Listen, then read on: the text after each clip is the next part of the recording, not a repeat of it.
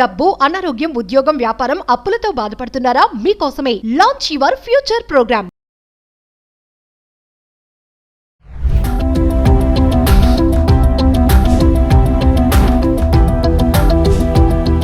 నమస్తే, welcome back to Suman TV. Present మనతో పాటు ఉన్నారు ఎనలిస్ట్ మందర్ కృష్ణారెడ్డి గారు.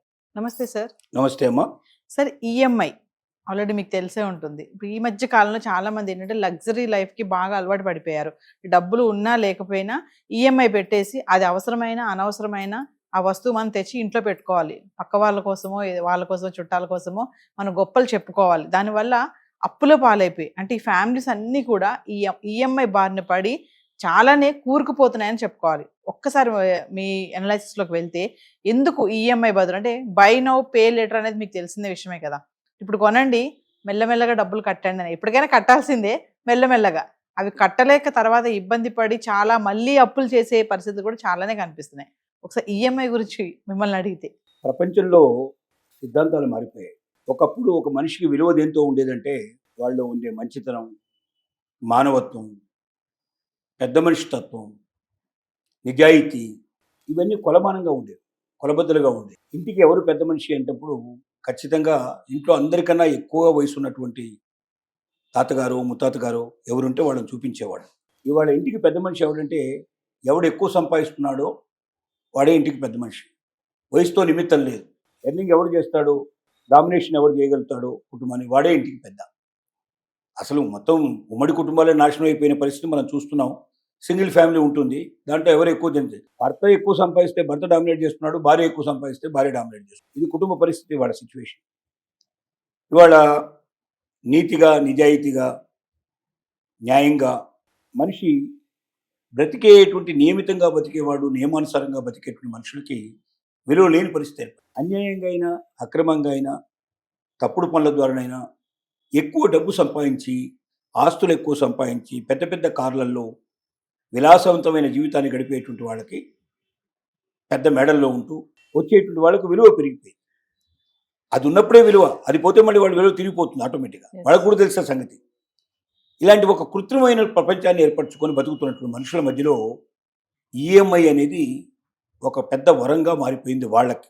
ఇప్పుడు నిజంగా చెప్పాలంటే ఈఎంఐ ప్రపంచం, దీనికి ఒక పేరు పెట్టినా తప్పేం లేదు. అంటే ఈక్వేటెడ్ మంత్లీ ఇన్స్టాల్మెంట్ అంటున్నావు దాన్ని. అంటే మొత్తం డబ్బుని, కట్టాల్సిన డబ్బుని మంత్లీ ఇన్స్టాల్ కింద మారుస్తారు.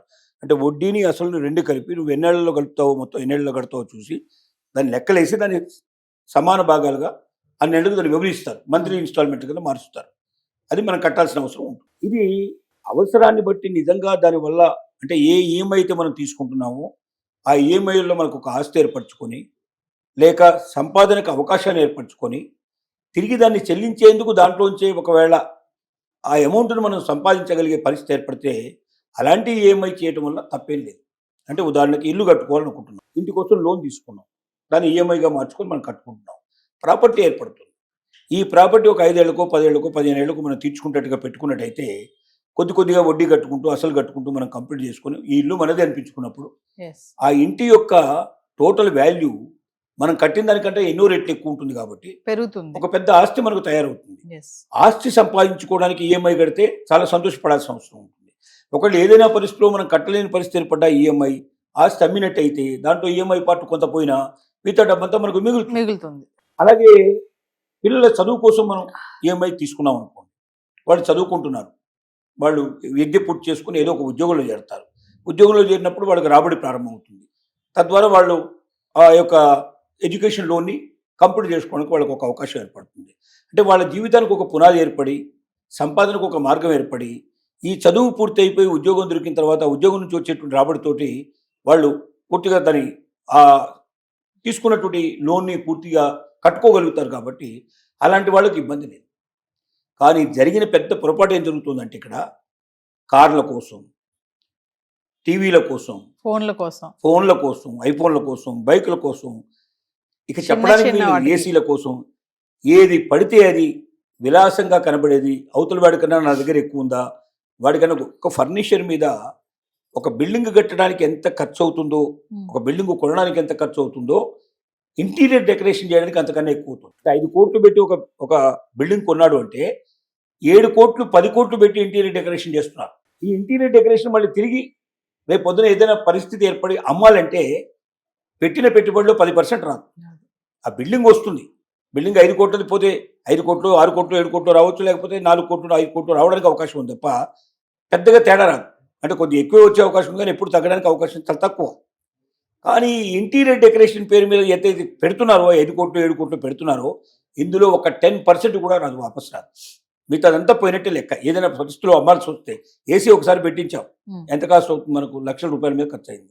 అది తీసేస్తే 10,000 5,000 ఉంటున్నా ఆశ్చర్యపడాల్సిన అవసరం లేదు, అంత తిరిగా ఉంటుంది. అలాగే ఇప్పుడు మనం కారు కొన్నాం, కారు కొన్నప్పుడు అయ్యేటువంటి కాస్ట్ ఎంత, అమ్మినప్పుడు ఎంత కాస్ట్ వస్తుంది, చాలా తక్కువ వస్తుంది. అంటే మనం మామూలుగా వినియోగించుకునేటువంటి వినియోగ వస్తువుల కోసం ఈఎంఐ పెట్టుకోవడం వల్ల మనం చాలా దెబ్బతింటున్నాం. అయితే ఒక క్వశ్చన్ చెప్పండి సార్, ఇప్పుడు చాలా మంది దగ్గర ఒకేసారి బడ్జెట్ ఉండదు కదా, మరి బల్క్గా అమౌంట్ ఉండదు, అలాంటి వాళ్ళకి ఈఎంఐ అనేది ఒక మంచి ఆప్షనే కదా, మెల్లమెల్లగా కట్టుకోవచ్చు కదా. నేను ఒప్పుకుంటాను.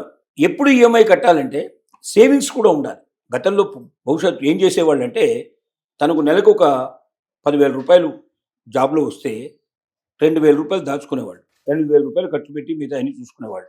అంటే కనీసం మినిమం 10% 20% ఖచ్చితంగా దాచేవాళ్ళు, అంటే సేవింగ్ చేసేవాళ్ళు. ఒకవైపున సేవింగ్ చేసుకుంటూ ఆ వచ్చిన డబ్బుతో మనం ఏమైనా కొనుక్కుంటే అది మనదవుతుంది. కానీ నువ్వు సేవింగే లేకుండా మొదటి రోజు నేను ఉద్యోగంలో ఎదిగిన మొదటి రోజు నుంచే నాకు ఈ విలాసవంతమైన కారు కావాలి, విలాసవంతమైన ఇది కావాలని ఆలోచిస్తున్నావు.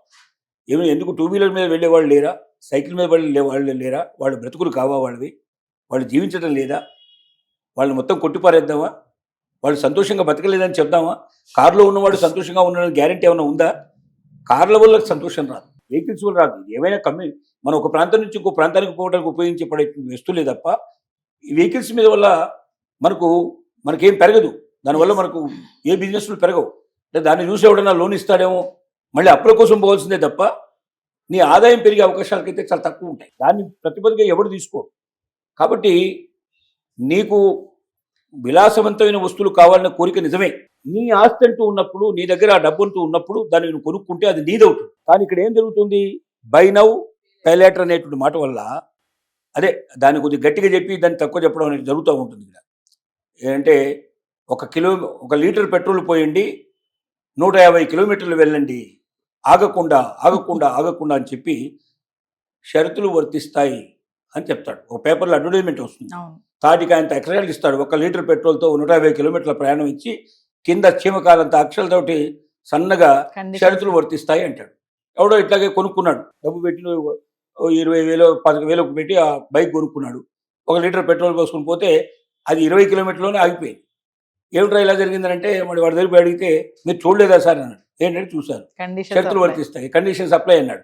ఏం కండిషన్స్, ఎక్కడ జరిగింది అంటే ఎక్కడో ఇంగ్లాండ్ లోపల అద్దాల లాంటి రోడ్ల మీద ఎక్కడ మధ్యలో ఆకటానికి వీలు లేకుండా, ఎక్కడ స్పీడ్ బ్రేకర్స్ లేకుండా, పరిమితి అన్ని వెహికల్స్ ఒకే రకమైన వేగంతో నడిచే దగ్గర ఆపకుండా, బ్రేకులు వేయకుండా, గేర్లు వేయకుండా వెళితే అక్కడ సాధ్యమైంది. ఇక్కడ అడుగడుగున స్పీడ్ బ్రేకర్లు, అసలు మనం ఏ స్పీడ్లో పోతామో తెలియదు, మన హైదరాబాద్ పరిస్థితి ఎట్లా ఉంటుందో, మనకి సిటీల పరిస్థితి ఎట్లుందో మనకు తెలుసు.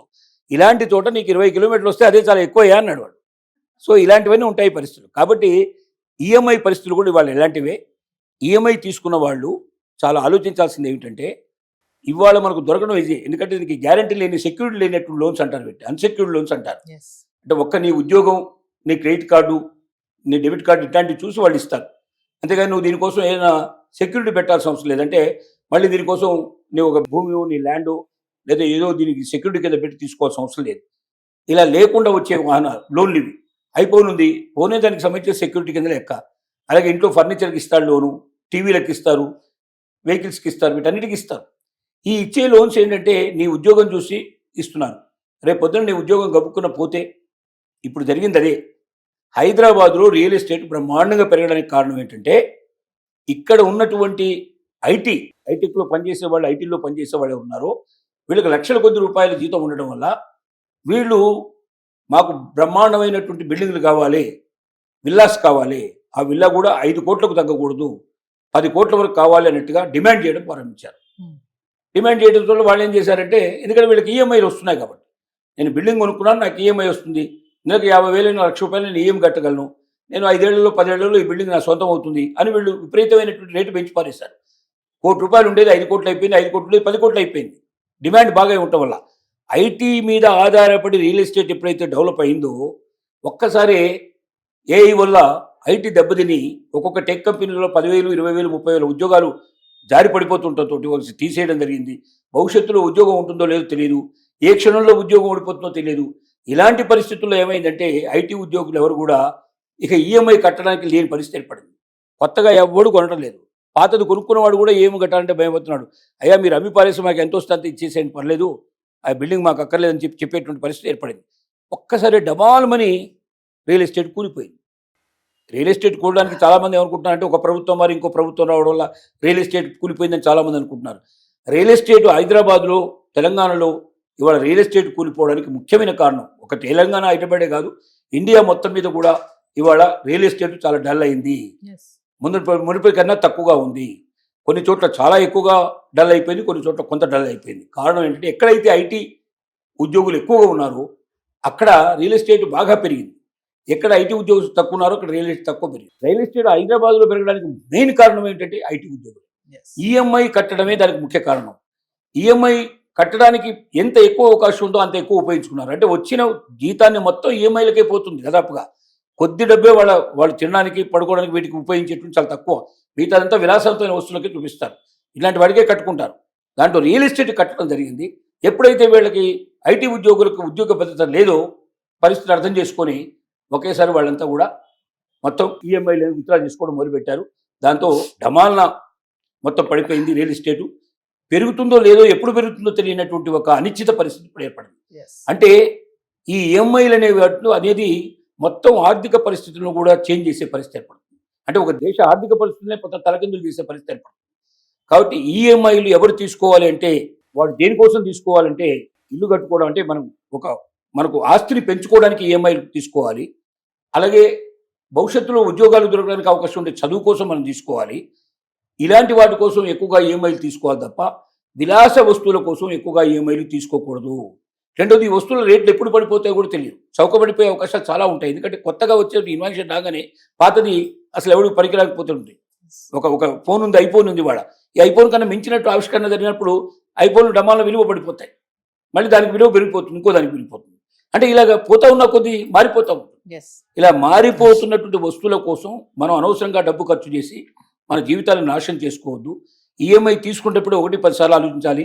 నాకు ఇప్పుడున్న ఉద్యోగం ఊడిపోతే కూడా రేపు నేను ఈఎంఐ కట్టగలనా, నాకు అంత శక్తి ఉందా అని ఆర్థిక పరిస్థితులు అంచనా వేసిన తర్వాత మాత్రమే ఈఎంఐలు కట్టుకునే పరిస్థితికి తీసుకొచ్చుకోవాలి తప్ప దొరుకుతుంది కదా అని చెప్పి మొత్తం అన్ని ఉద్యోగం మనకు వచ్చేటువంటి జీతం అంతుందో ఆ జీతాన్ని అంతా కూడా ఈఎంఐలు కట్టేటువంటి స్థితికి ఏర్పడితే చివరికి ఆ ఈఎంఐలే నిన్ను తలకిందులు చేస్తాయి, నీ జీవితాన్ని పూర్తిగా నాశనం చేస్తాయి. నువ్వు రోడ్డు మీద పడిపోతావు.